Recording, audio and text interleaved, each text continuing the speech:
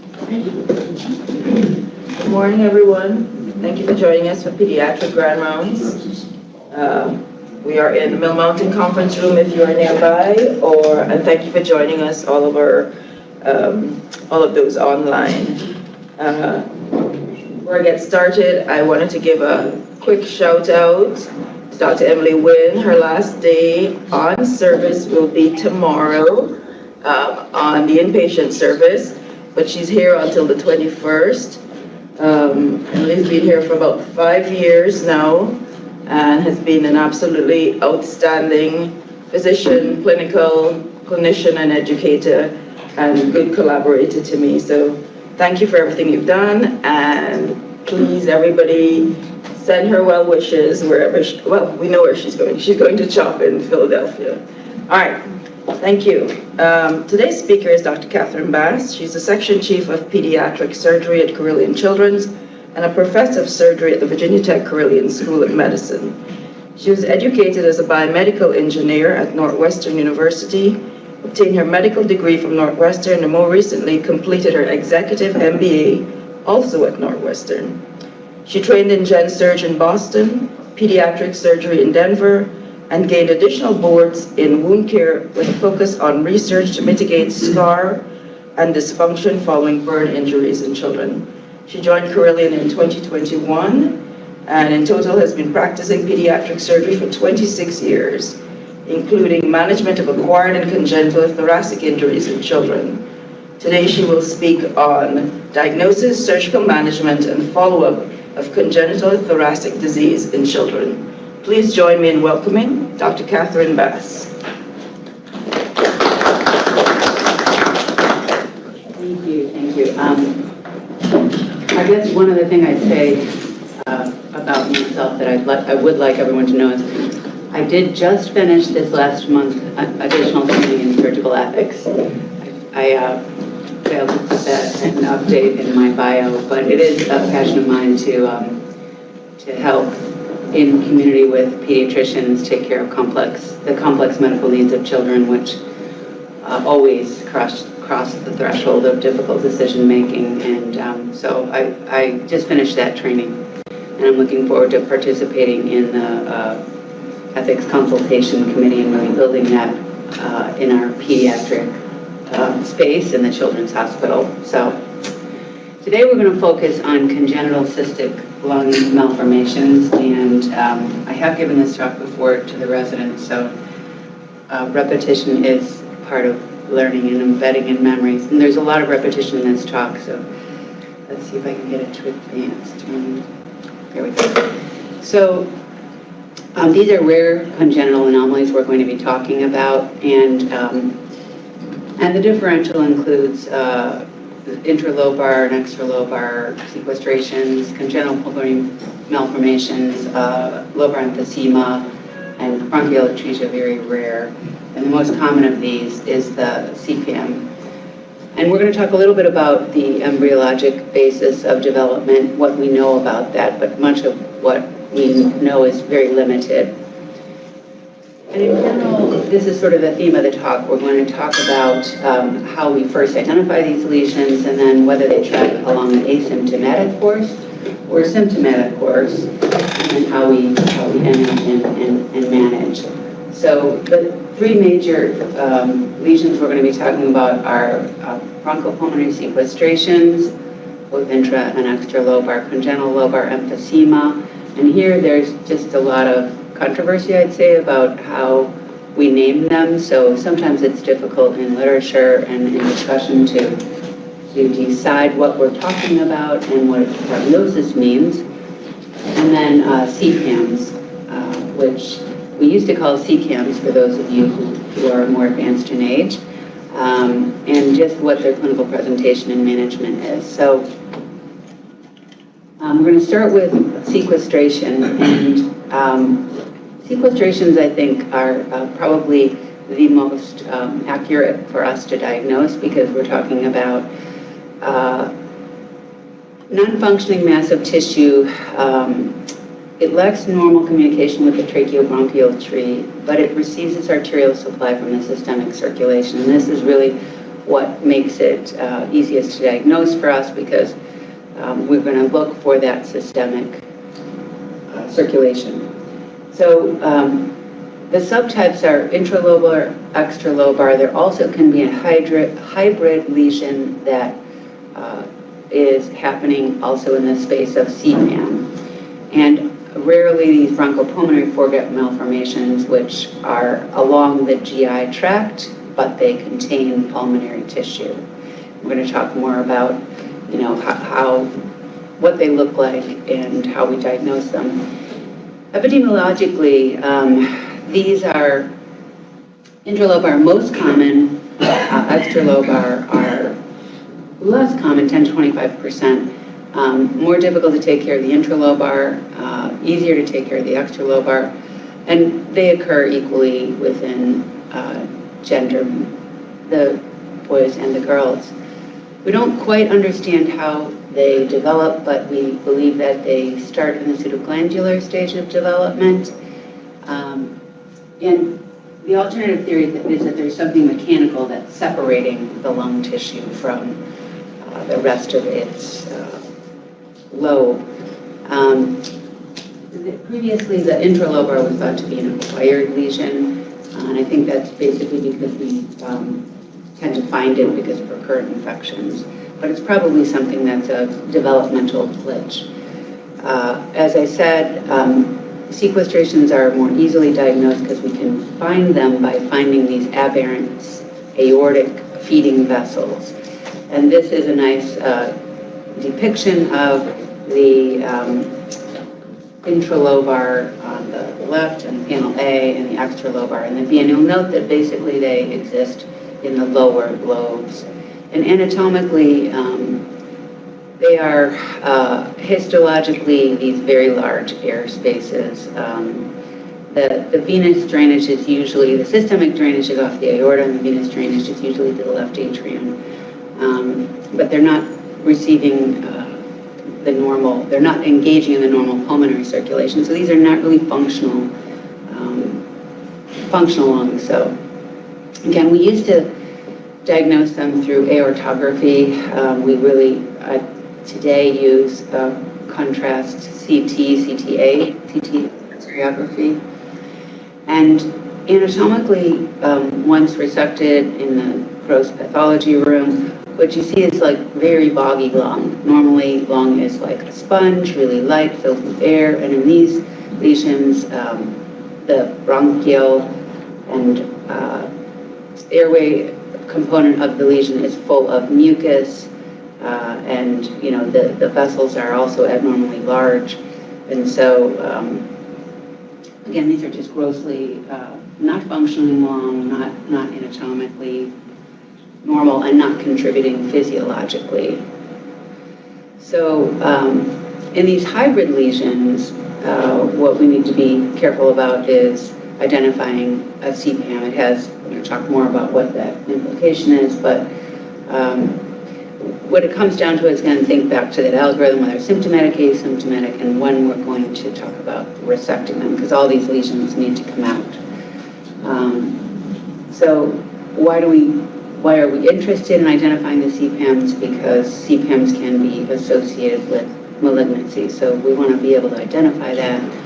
And our goal is to try to resect them somewhere no later than about a year of age. So these are some of the features between intralobar and extralobar. Intralobar, part of the lobe, and generally occur in the lower lobes, but they can occur in other locations. Aberrant connections to the bronchi, occurring frequently, occurring equally between males and females. More difficult to identify early in life, and we usually find them because of recurrent infections. Compared to the extralobar, which are a little bit easier to identify, they have their own pleura, their own visceral pleura, so they're completely distinct for the sake of resection. That makes it a lot easier. Infectious complications are less common, and these lesions predominate in boys versus girls. Easier to identify by ultrasound prenatally, and they just tend to be more symptomatic early in life, so a little bit easier to diagnose. There we go. Okay, we'll try this. All right, so how do we first find them? I think, for women who are receiving prenatal care, these can be picked up on the structural ultrasound that's usually done somewhere around 24 weeks. I think what we need to really key in on prenatal diagnosis is whether or not these are going to change the obstetrical management, and high drops is really what's going to change that. So if the fetus is becoming symptomatic because of vascular compression, high drops is developing, then there's going to be, that's going to have an impact on the obstetrical decision for delivery. But there are cases in which these lesions, once they're identified, can regress. So that brings up some other issues that we'll talk about later in the talk, which is kind of a cohort of worried well parents because something was there prenatally and then it's not there. So how do we deal with that? For the babies, again, just this whole concept of once they're born, are they symptomatic or are they not symptomatic? That's really what's going to drive our management. When I say symptomatic, these babies will have respiratory distress, so it's not subtle. Those kids who are going to need intervention are going to demonstrate it, and it will not be, let's see, it'll be obvious. Okay, I'm trying to figure out how that to go. Let's do this. I guess maybe I'm going to have to do that. Okay, so again, when babies are born, newborns get into problems generally because of space-occupying lesions, and so they're going to demand an early resection. As children age, they're going to become symptomatic through infection. And so I think that, keep that in mind as we talk about how we deal with infection and how we image. So anything we find on imaging, on our screening imaging, like a chest x-ray, is going to drive more complex imaging, coaxial imaging, CT scanning. So we are concerned about associated anomalies with sequestration. And I think this is just sort of needs to be incorporated in your thinking when you are first working up these kids. Their differential diagnosis include congenital diaphragmatic hernia, vertebral anomalies, congenital heart disease, pulmonary hypoplasia, on the GI side, colonic duplication, these 4-bet duplications, and CPAM. So we talked about prenatal findings under ultrasound. Chest X-ray is the first imaging that we go to in the postnatal phase of life. And typically these, we're going to look at some images as examples, but we're going to see basically a dense mass in the cavity, in the thoracic cavity, where we should see airspace. We're going to see something that looks solid, or we might see air fluid levels and bigger cysts. Keep in mind that the extralobar sequestrations can also present in a subdiaphragmatic area. That's also one of the lesions that can regress. So sometimes we'll find it prenatally and then we're following it postnatally and it disappears. I would say lower hemithorax and left hemithorax are the areas where they're most common.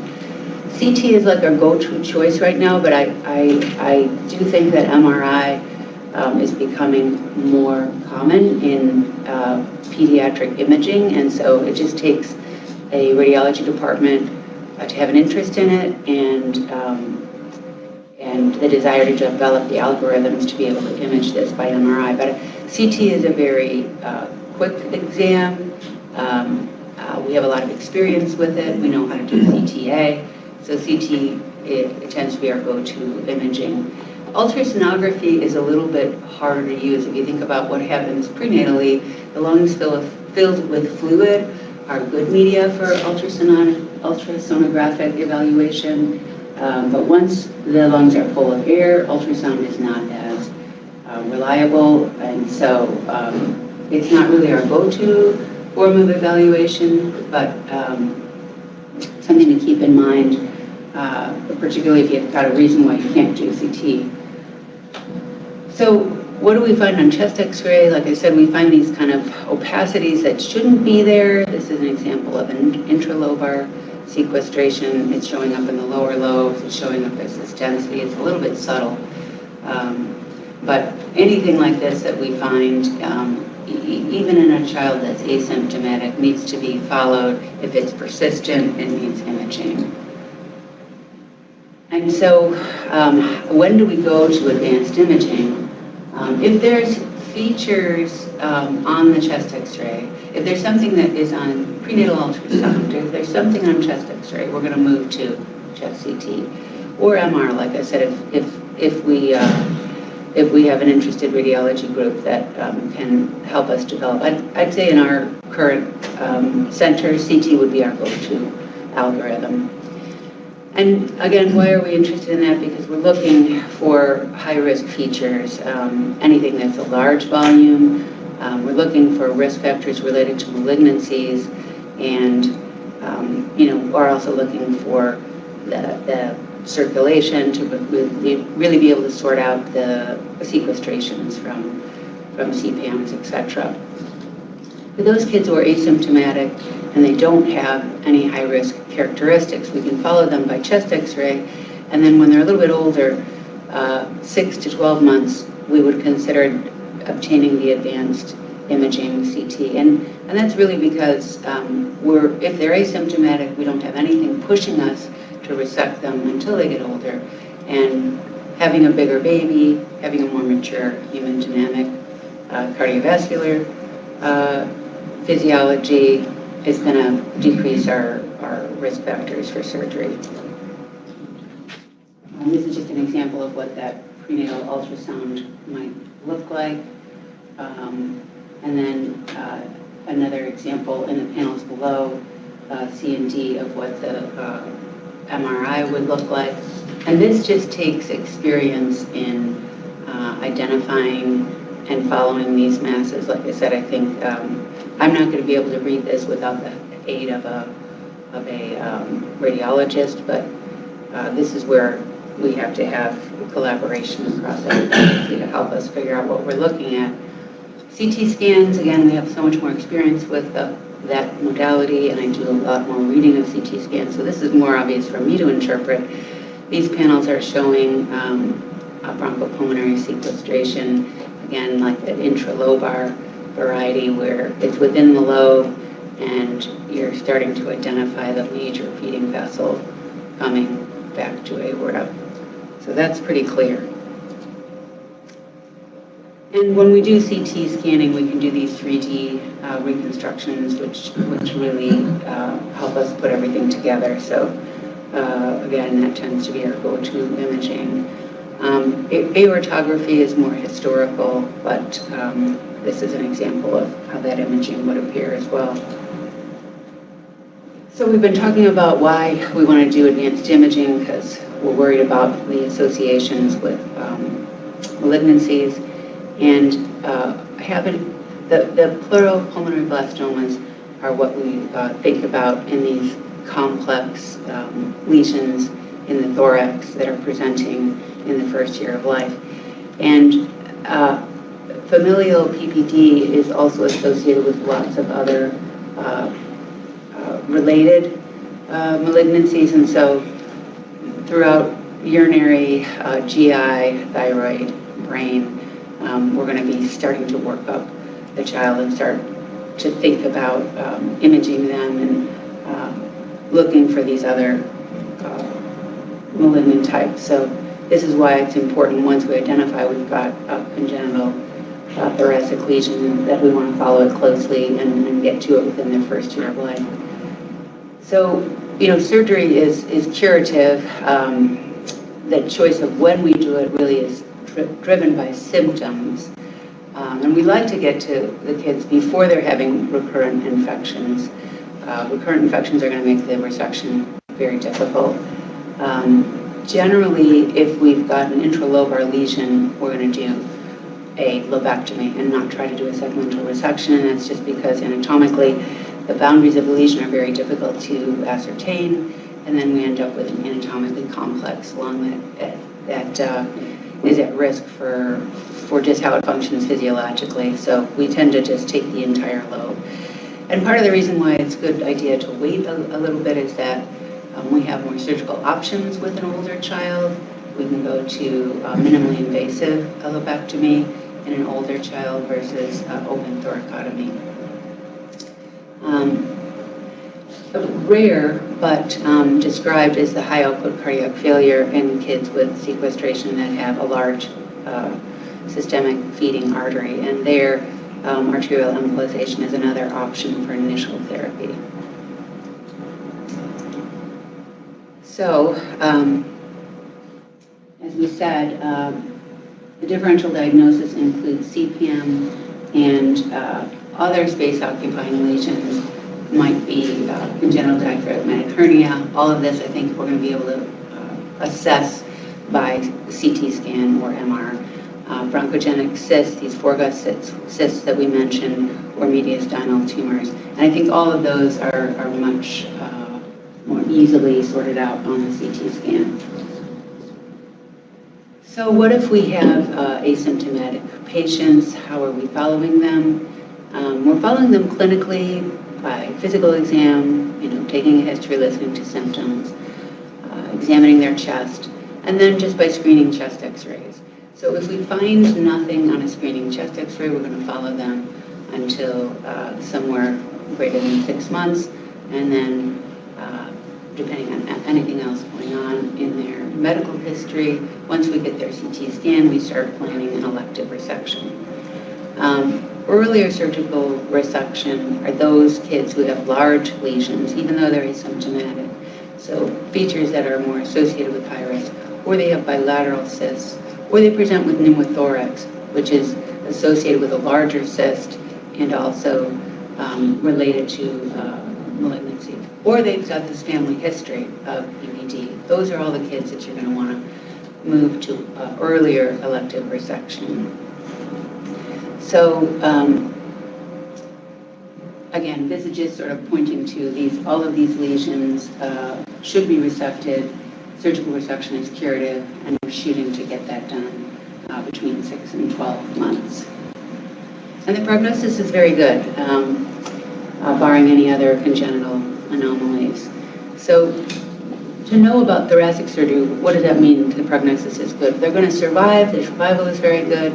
But thoracic surgery inherently has a higher rate of complications, 10% in the elective setting and 20% in an urgent setting. And so, again, just trying to pick the sweet spot to provide that therapy is really important. And once we get that lesion out, the remaining lung parenchyma undergoes compensatory growth and development. So functionally, the kids end up really doing very well. All right, we're going to move on to lobar emphysema. CLE, congenital lobar emphysema, also, as we talked about, other terms to describe it: alveolar overdistension, lobar overinflation, and congenital lobar emphysema. I think the differentiation between all that is really histologic. So why do we treat these surgically? We treat these surgically when the kids are symptomatic. And this is an x-ray that, really describes a very symptomatic case of extreme overdistension, mediastinal shift. Those kids end up requiring some intervention. So another rare anomaly, and a lesion that's going to appear more commonly in females than male, for reasons we don't really understand. And this is a disruption embryologically in the bronchopulmonary development, which is probably the cell signaling between the endodermal and mesodermal components, and it ends up leading to changes in the number of alveoli and their size. We're not quite sure why it happens, and it happens also because of, we know, obstructing the airway, and so we're always looking for reasons and ways that we can evaluate airway, make sure it's not something mechanical that we can fix, and if not, if it has gone on to this developmental abnormality at the alveolar space, then we're going to have to probably intervene. And again, this is showing that most of these cases end up in the left side, but here, this diagnosis is more characterized in the upper lobes. So, left upper lobe is the most common. And the airway obstruction can be intrinsic or extrinsic. It's a ball valve mechanism. And these are defects in the bronchial wall, deficiency of cartilage. There we can also see meconium plugging. Like I said, some of these are treatable reasons, some of these are not. Bronchial atresia has been identified. Whenever kids are presenting with these lesions, we're also taking a look at their we're doing echoes, we're looking for other congenital reasons for pump dysfunction. The inflation is massive, and so these are kids where you can see on that chest x-ray just space occupying. It's affecting the entire lung. It in itself, it is not contributing to physiology, and it is taking away from the physiology of the normal lung. And these are obvious histologically, and when you take a look at it, there's very large air spaces, and again, this is sort of where on a histologic pattern we might sort out whether this is any of those localized emphysema versus global lobar emphysema.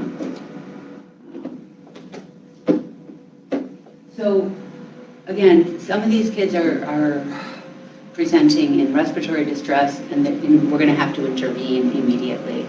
And about half of them kind of gradually, more insidiously develop symptoms as they end up accumulating more and more air in their overinflated lung.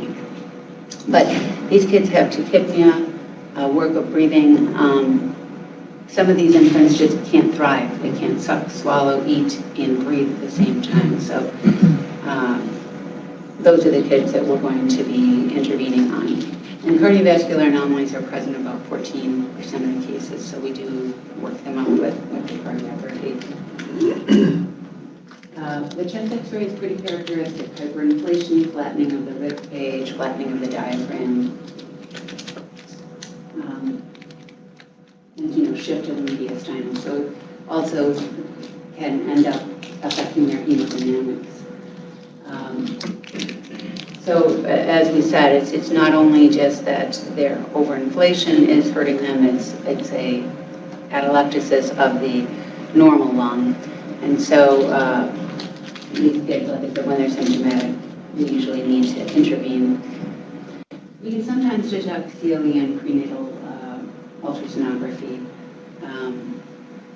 They have increased echogenicity and a cystic appearance. I think this is one of those diagnoses that, again, we usually note that they have either a CLE or CPAM, or they get unless they're finding a feeding vessel, we usually get consulted to say that they have a congenital malformation of the lung, and it's something that we follow into post-delivery. And again, just the predictors of mortality and poor outcome in these fetuses are polyhydramnios, hydrops, and a very large lesion, their LT ratio. So when we have overinflation, as we talked about, it can be localized, it's causing space occupying problems, and there are some other, chest wall and parenchymal lesions that we have to consider in the differential.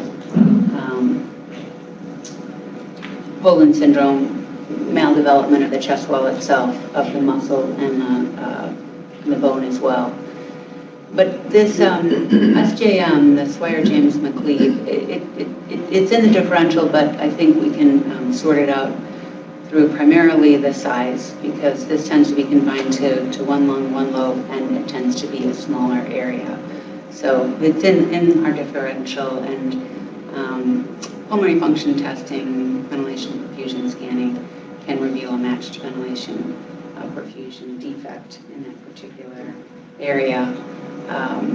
But I think the major difference is that this is confined to a small space, whereas CLE is overtaking and expanding across the chest. So again, we're treating these patients whether based on their symptoms, and when they have respiratory distress, then we have to intervene. Although we like to do minimally invasive approaches for anything in the chest, this is a condition that really has to be managed by open thoracotomy. The overdistension of the lung is just filling the space in the chest, and we can't really get it once we get the access inside the chest. And once we make an incision on the chest wall, it's just evisceration of this overinflated lung. So the resection is actually more challenging because we can't get that particular lung parenchyma to decompress, and so we're working around this very overinflated balloon of lung. But we're really going to follow asymptomatic patients. Conservative management is reasonable. It's really their functional status that's going to drive surgery. So for the kids who have been followed over a long period of time conservatively and were not resected, these are some of the case series and their outcomes. When kids are not fully symptomatic, when we have overinflated lung and we've got a CT that doesn't show any kind of a mass effect or multicystic change in variation, but a uniform hyperinflation, and those kids are not symptomatic, there's several large series just showing that the kids who are not symptomatic can be followed without really any outcomes that are associated with any change to their cohort that are operated. So for those kids, it's interesting. This is a study from the 70s where they did 10-year follow-up on patients who were treated surgically and then those who were managed conservatively. And for the kids who were overinflated, that didn't have a large compression of their functioning lung, they had similar kind of pulmonary performance in their FVC, in their FAAP, and their forced expiratory volumes. So, this is sort of just kind of, again, underscoring that here surgical management is really tailored to symptoms. And if they're not symptomatic, then resecting them is not necessarily going to change their functional outcome. And we're not concerned about relating to living symptoms after. So I think CLE is just that category of disease that can be managed more conservatively and medically.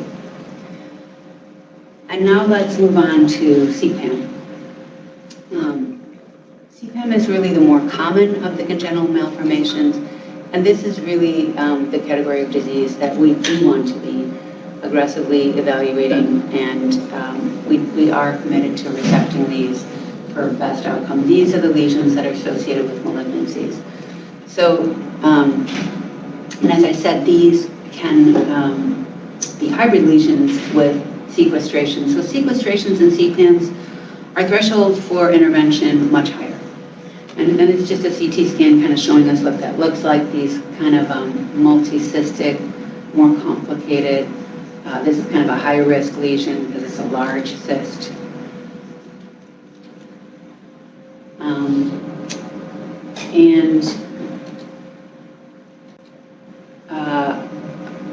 We can pick these up prenatally by ultrasound pretty well.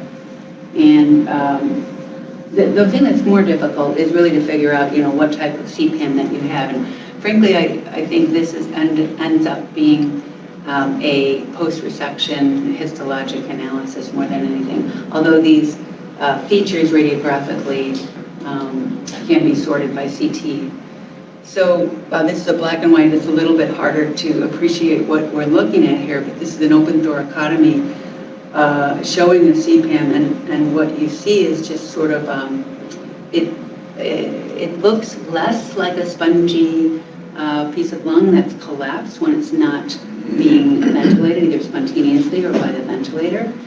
And it looks more like a solid organ, it tends to be filled with fluid and mucin and secretions, and it looks more solid in the cystic, depending on its features, but even when it's cystic, it's holding all of the air. It doesn't decompress, kind of similar to the overinflated lobar emphysema. These lesions, they just don't have normal physiology, normal anatomic connections, and they're not contributing physiologically to anything. So CPAM, again, that's the diagnosis that we're going to be aggressive about resecting, and we want to get to it before it gets infected. It's kind of a theme for any of these lesions. But these CPAMs are the ones that are more common of all the malformations. The large cystic subtypes are the most common. So again, a little bit easier to pick them up because you can see the large cysts. Some of them are microcystic. The majority of them are macrocystic.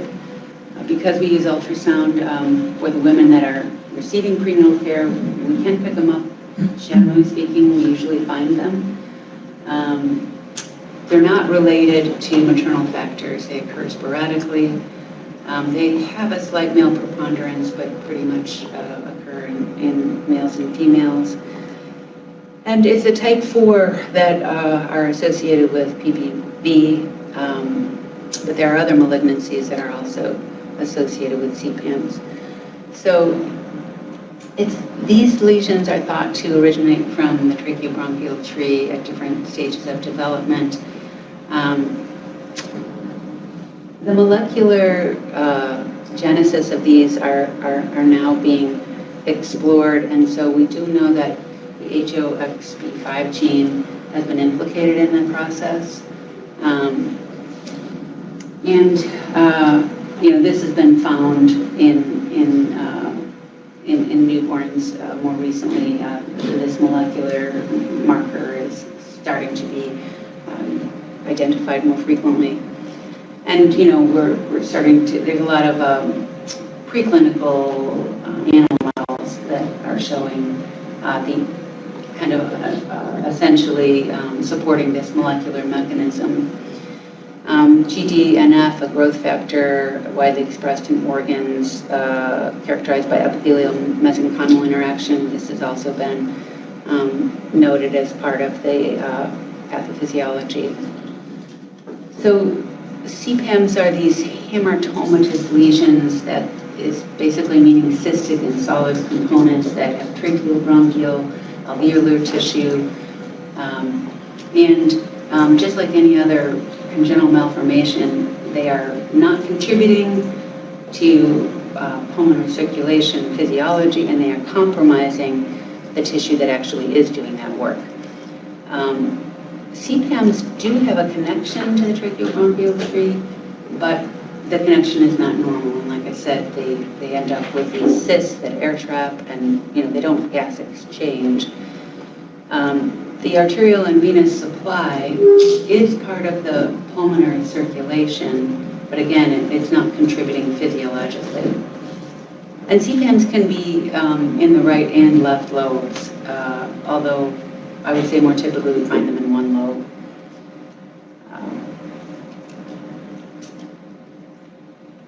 Lower lobe is always sort of a theme of where you look to find any congenital malformation. So we're going to talk about the classifications. There's 4 different classifications for CPAMs,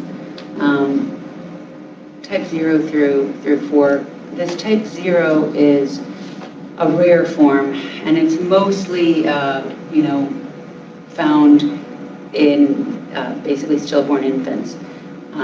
These are cysts that are, they have a specific histologic characteristic. Mucin cells and cartilage are present. Skeletal muscle is not. It's a diffuse malformation. It involves a whole lung. This is basically a lung that is a CPAM lung, and there's just no physiologic functioning lung. So these babies, they don't survive.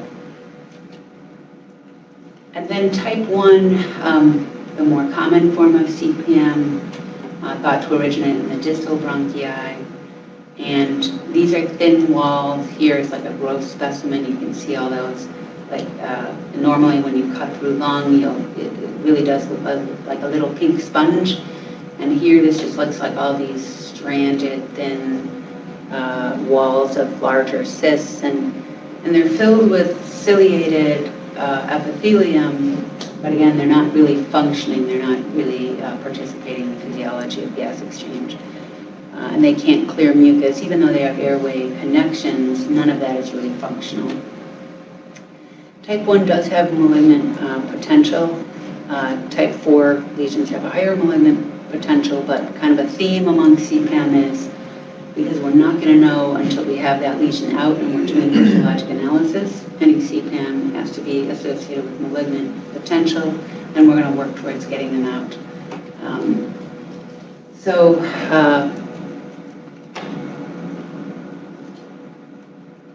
Histologically is again where we're finding all these nuances where we can separate them into types.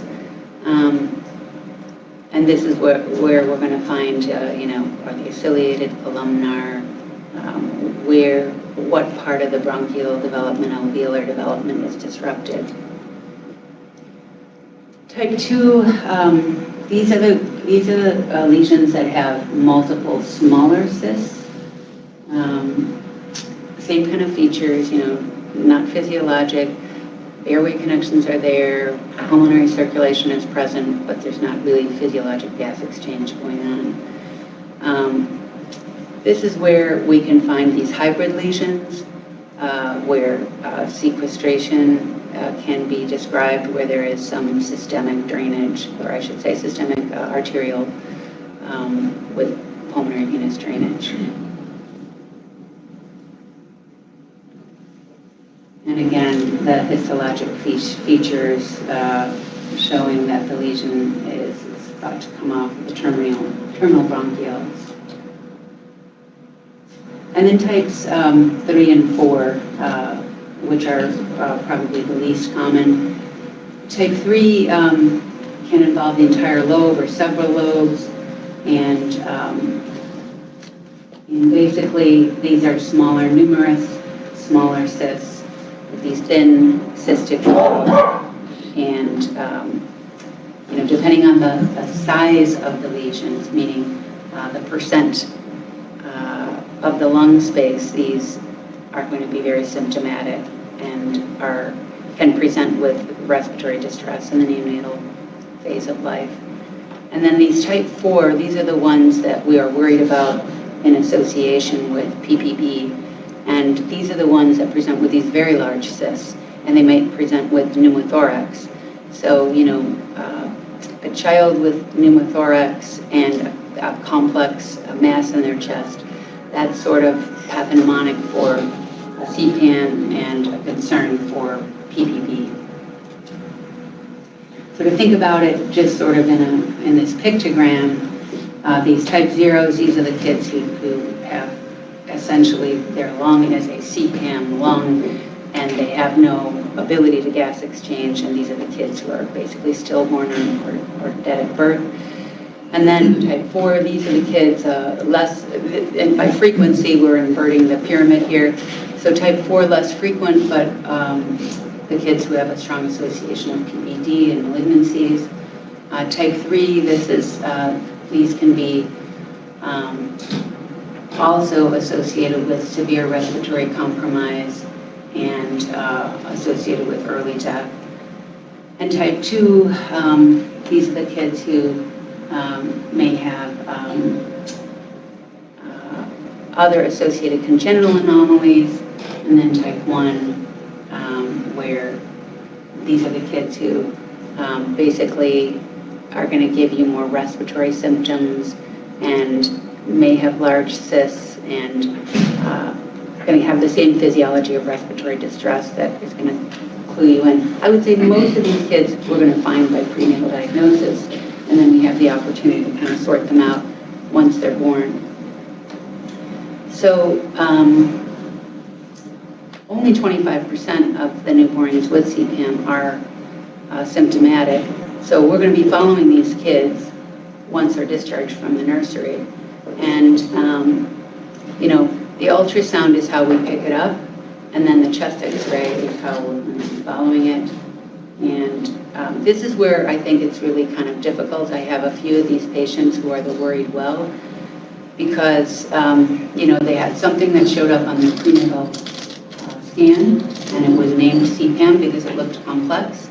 And then they're born, and they're asymptomatic, and they get a chest x-ray that looks clear. And then we follow them for months, and their physical exam is normal. They're having essentially normal development. And then we do a CT scan, which I think is important because there can be a CPAM that's not picked up on a plain film.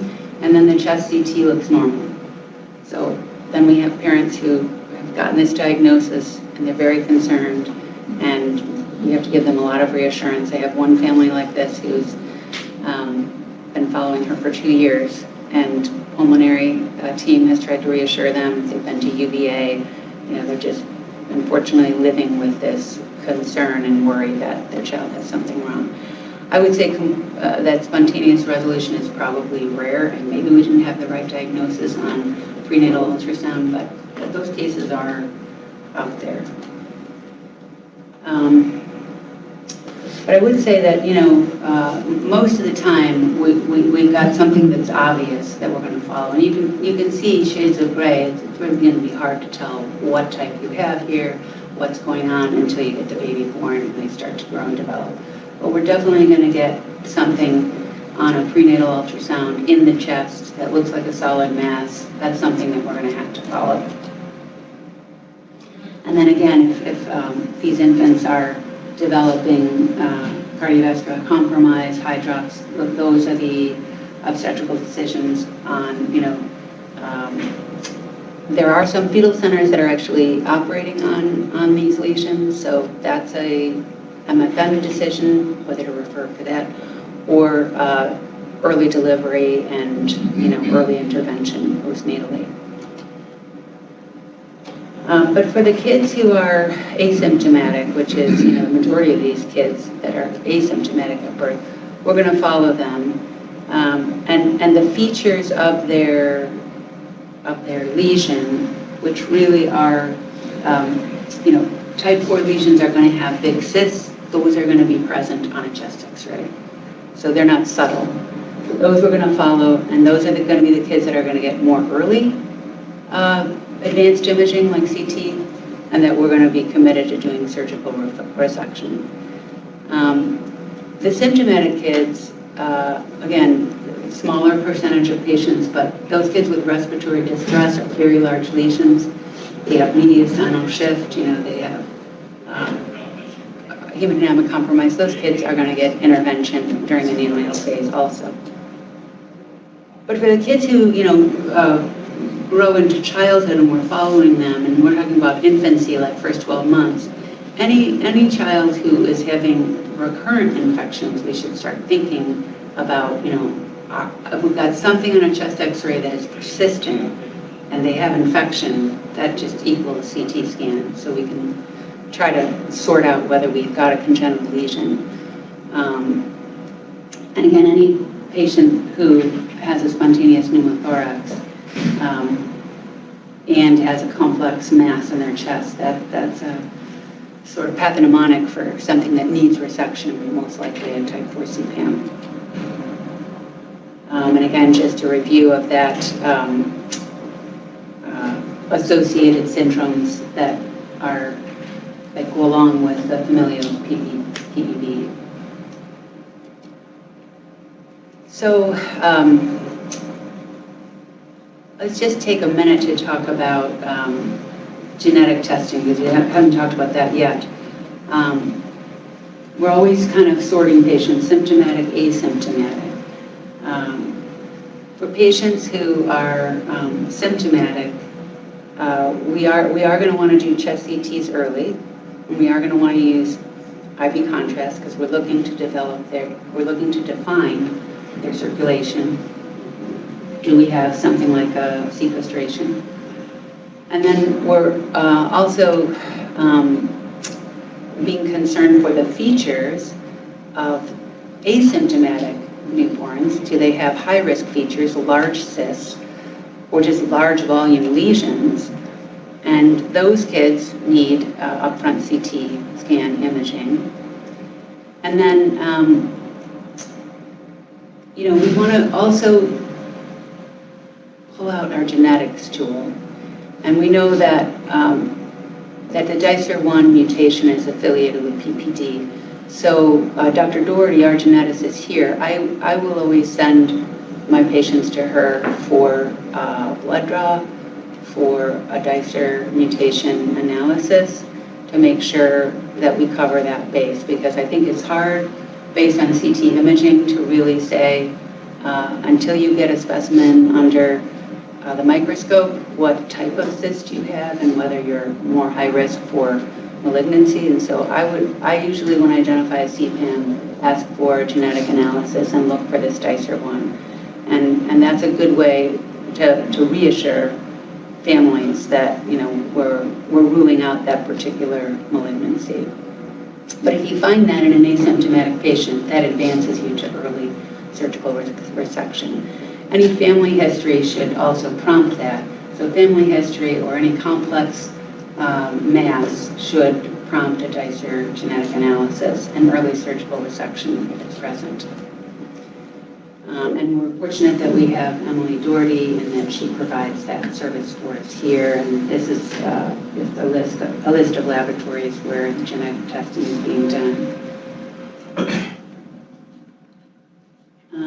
Now, the thing is that, we keep saying that we're going to pick these up because, women are getting prenatal ultrasounds, but not everybody gets a prenatal ultrasound. Not every child is going to have a symptomatic CPAM. So we're going to come across them in our work because we're getting chest x-rays for other reasons, like foreign body in this particular case.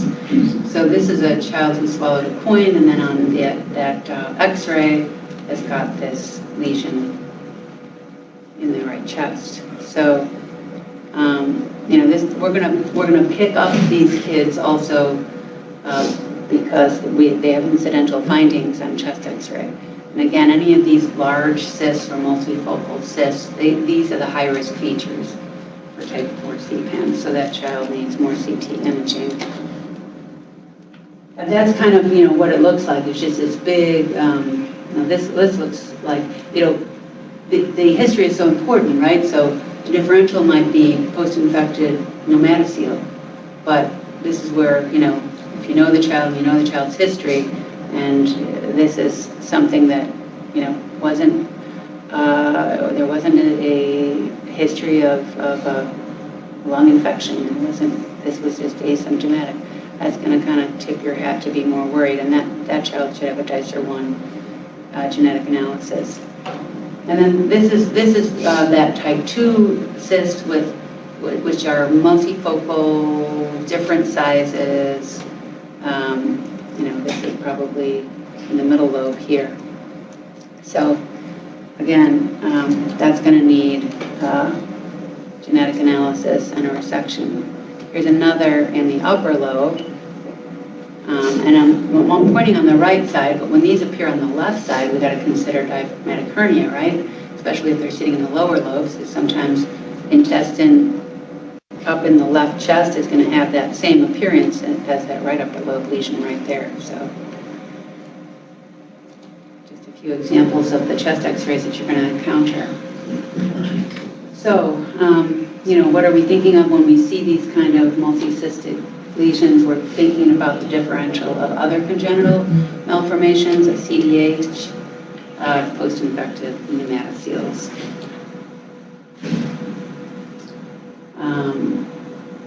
And again, just more prenatal ultrasonography showing these lesions, and then,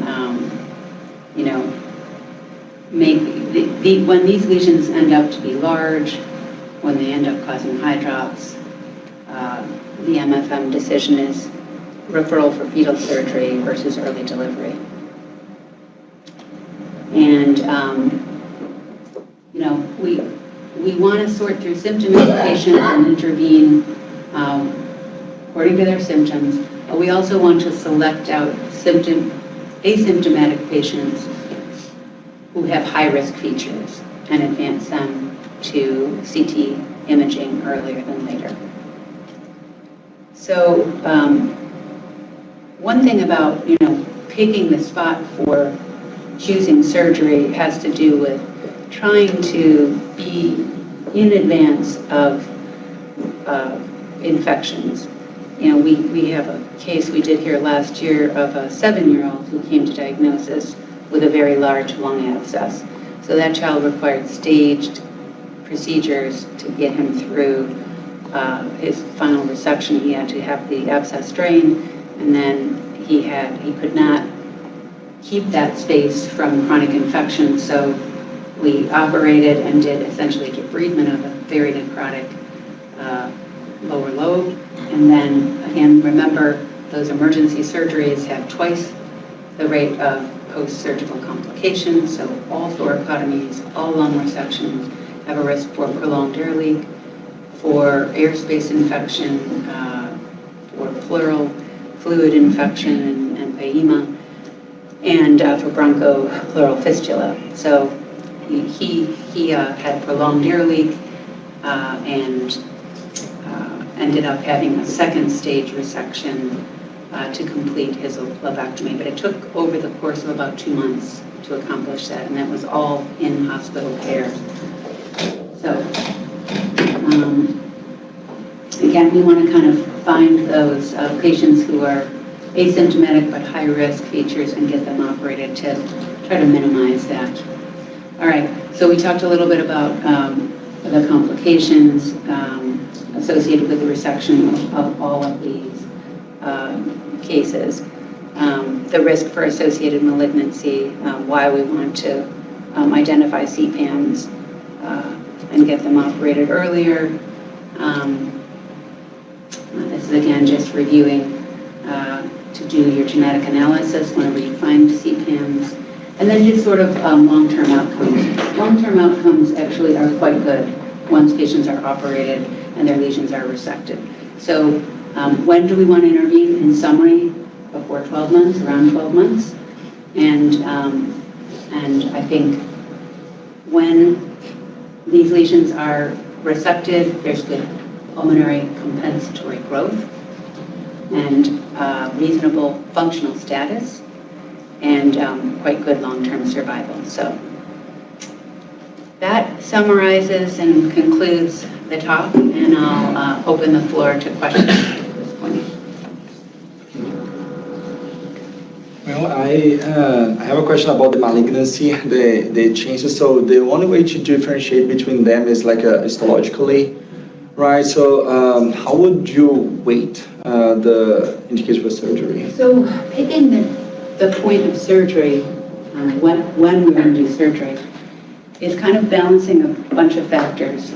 And so we know, actually, just because of clinical experience, that even if you have a high-risk lesion, even if you are Dicer positive, that the malignancy is not going to cause your demise, your death within your first year of life. This is going to be something that is a problem in time. So that first year of life, what we're using is we're using that time to get the child out of their neonatal phase of development, if we can. If they're very symptomatic, we operate right away. Or if they've blown a pneumothorax, they're going to get an operation. So their symptoms are going to kind of force our management, but if they are in a manageable condition and asymptomatic, we like to let them get a bit bigger because the ability to do their surgery on their airways, on their cardiovascular function improves over time, and we reduce the amount of complications that they incur. So overall, the long-term outcome is very good for them when we get them resected by 1 year. This is something that we've learned through clinical experience. So this is why we use that approach, because we can provide safer surgery with fewer complications near a year. So a newborn baby thoracotomy versus a 12-month baby thoracotomy, much different. And so that's why we choose that strategy. After resection of the type 4, is there any residual risk for malignancy? No, surgery is curative when you have the entire lesion out. So, I mean, we do follow the kids, for sure. We do see, I usually see them annually. I see them for a physical exam, I see them for a chest x-ray, and just make sure they get their compensatory. Part of the reason that I follow them is not necessarily because of the risk of malignancy, but I'm following them because any thoracotomy is not a benign procedure, and so it has to be done with a surgical mindset of what those musculoskeletal complications will be, and also just mechanical complications of airway and lung parenchymal growth. And so they need to be followed to make sure that all of that is going well. And a lot of times on the musculoskeletal side, that's why we like to do minimally invasive. That's why we like to wait a little bit, because you have a lifetime of musculoskeletal problems when we're doing a neonatal thoracotomy and you end up with a child that's fused on their left side or right side, so they end up with scoliosis, they end up with pain syndromes a lot. It's very difficult as a surgeon to do an open thoracotomy. We've tried a lot of different techniques in thoracotomy to reduce the chronic pain syndromes, to reduce the musculoskeletal maldevelopment, and that's what thoracoscopy is all about. That's a huge advance of thoracoscopy. So when we can get a child to a thoracoscopic procedure, we try for that without compromising their overall long-term survival. I imagine the main anxiety you might have with these different congenital lesions is differentiating between a congenital lobar emphysema and a large cystic CPAM. And again, especially if they're asymptomatic. So if they're asymptomatic, you have to resect both, of course. But are there any particular characteristics of imaging that can help you feel more secure? It's more of a CLE versus a CPAM. I mean, really good point. That's that literature that says we're going to watch these kids and not resect them, and then we're going to resect them and we're going to see what happens. I would not be comfortable with that. I would not enroll, like surgical ethics, I couldn't do that. Because I wouldn't feel like I would know that I'm not dealing with something that can only be sorted out by histology.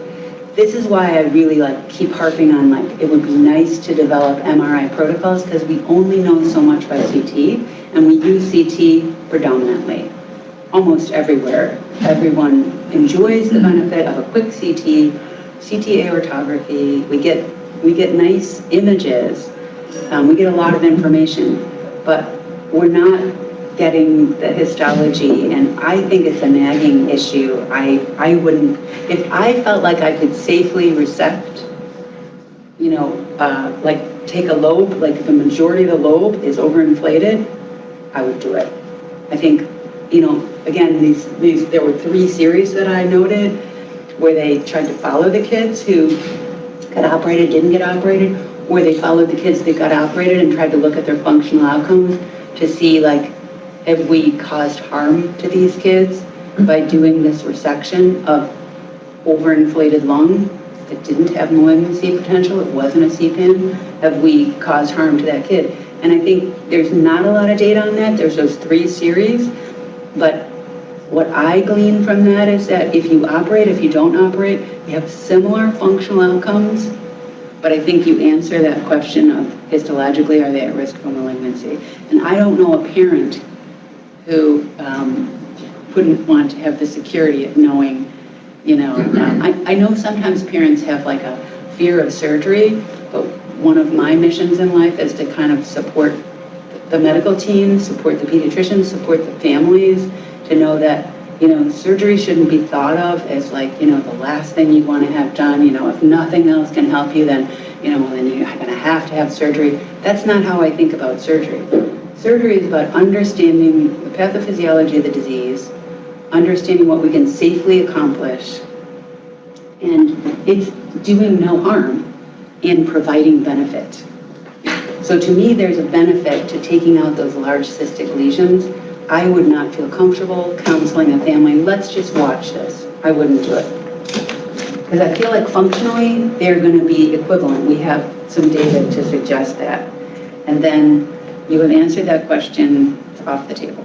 Because I do have this handful of worried well parents that just, they have to live with this fear of like, what's happening to my child? Like, are they going to be sick? And, you know.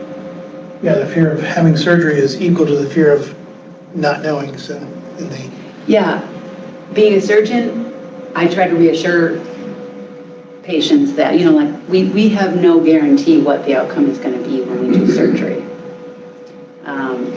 But we don't have a guarantee what the outcome is going to be if we don't do surgery either. And I think, again, like, if it was a kid who was asymptomatic and you were following it and it had no change, okay, that's fine. But I guess it would draw a hard line in any kid who had any kind of like infection or anything like that. That's an advance to surgery, because if you miss a CPAM, even if it's not got a malignant feature to it, but it becomes a like necrotizing abscess of chronic infection, to me, I think that puts the child at much greater risk. Yeah. And usually at surgery, if it's CLE, even maybe smaller size, you have that expansile bubble that kind of defines that. CLE is the most satisfying surgical resection, because those babies are like, they can't breathe, they're tachypnic, they can't eat, they're failing to thrive, and you take out the overinflated lung and they're just like, oh, they have relief, they can breathe, and it takes a little bit, but I mean a couple of months, and their entire thorax is full of developing lung. So for the kids who are really symptomatic with CLE, it's a no-brainer. It's a straight, they need a thoracotomy, so they have to have good surgery, good surgical technique to avoid the musculoskeletal compromise. But if you have good technical surgery and good follow-up with musculoskeletal interventions, you know, just get them on early physical therapy. If they're starting to contract down or becoming scoliotic, favoring one side, you have to just educate parents, get them in physical therapy, just while they're developing, get them to develop their rib cage. Then I think, you know, they have good outcome. And I feel like I don't know why this is, because thoracic surgery in different individuals is so variable. You know, some kids, like even spontaneous pneumothorax with a chest tube. Some kids get a chest tube and they've got a little pigtail and they're walking around like nothing's going on. And then you put a pigtail in another child and they are very debilitated, a lot of pain, can't breathe against it. So there's so many receptors across, mechanical receptors across the rib cage that you're interfering with, and then the pleural surface, which is so highly sensitive, you know, that you're right, thoracic surgery is not benign. But for symptomatic kids, I think it's like CLE, that is very satisfying surgery. Should older kids who present with spontaneous pneumothorax, we have the... Yeah, older kids who present with spontaneous pneumothorax, that's not CPAM, right? Because you can look at their chest x-ray, we get chest CTs on them, it's bleb disease. Yeah. And bleb disease is small. It's apical, it's peripheral, it's not parenchymal. CPAMs are parenchymal. They're bronchial and alveolar, they're all elements of the lung. Adolescent spontaneous pneumothorax is bleb disease of the peripheral alveoli. Like, consider it like a growth disorder. They go through their growth spurt and they start popping their blebs. Yeah, I don't worry about those kids, but I worry about a spontaneous pneumothorax in a younger child. That's a problem. Okay, thanks. Thank you. You're welcome.